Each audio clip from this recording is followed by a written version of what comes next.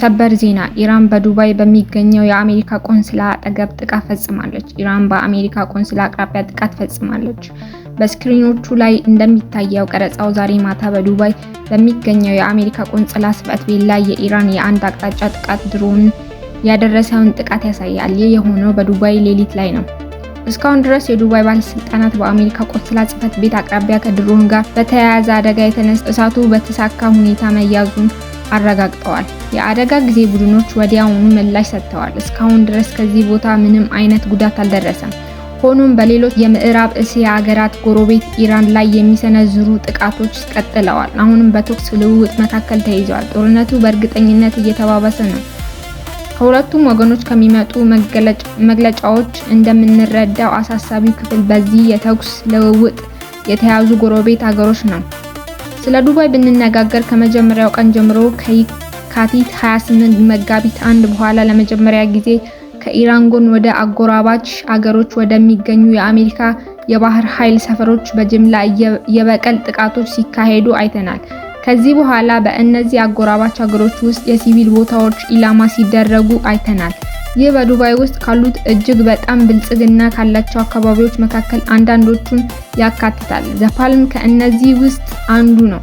ሆኖም ሌሎች ቦታዎችም ነበሩ። ከእነዚህም ውስጥ አንዱ በዱባይ የሚገኘው የሲአይኤ ግቢ ነበር። እነዚህ የአሜሪካ ቆንስላ ጥቃት ድራማዊ ምስሎች ናቸው። ይህም ግጭቱ ከጀመረበት ጊዜ ጀምሮ ወደ ኢላማ የተደረጉ ቦታዎች ዝርዝር ውስጥ የተጨመረው የቅርብ ጊዜ ነው። ስለ ዱባይ ብንነጋገር የተባበሩት አረብ ኤምሬትስ የኢራንን ወገን ኢላማ እንዳያደርጋቸው አስቀድመው ጥሪ አቅርባለች። ይህም ብዙ የሲቪል ሰዎችንና ዱባይ በዚህ ጦርነት ውስጥ ያልተሳተፈች ዋና የኢኮኖሚ እና የቅንጦት ማዕከል መሆኗን በመጥቀስ ታዲያ በእነዚህ አጎራባች ሀገሮች ውስጥ ያሉ ቦታዎች ለምን ጥቃት የደረሰባቸው ነው? በኢራን ውስጥ ከፍተኛ መሪ ከተገደለ እና ይህ ዜና ከተረጋገጠ በኋላ የኢራን ወገን በምዕራብ እስያ ውስጥ ያሉትን የኢኮኖሚ ማዕከላት ለማጥፋት ቃል ገባች። ከእነዚህ ማዕከላት አንዱ ዱባይ ነው። ሰኞ ዕለት ከዱባይ የበረራ እንቅስቃሴዎች ቀስ በቀስ መጀመራቸውን የሚገልጹ ማሳወቂያዎችን አይተናል። እነዚህ ማሳወቂያዎችና ነገሮች መቆማቸውን በማየታቸው እፎይታ የተሰማቸው ጥቂት ሰዓታት እረፍት ቢኖርም አሁን አዳዲስ ጥቃቶች እየተከሰቱ መሆኑን እናያለን። ይህ በዱባይ በሚገኘው የአሜሪካ ቆንስላ ላይ የተሰነዘረው ጥቃት እነዚህን አይነት ምሳሌ ነው።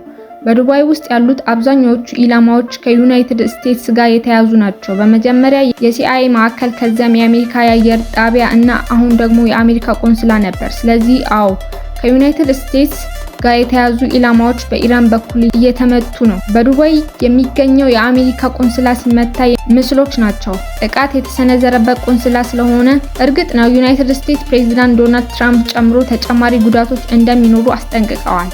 ይህ ጥቃት በመላው የምዕራብ እስያ የጦርነት ቲያትር ውስጥ እንደ አዲስ የድንጋጤ ነጥብ ሆኖ ይመጣል። ትላንት በሳውዲ አረቢያ በሚገኘው ቆንስላ ጽሕፈት ቤት ላይ ከተፈጸመው ጥቃት ላይ ይመጣል።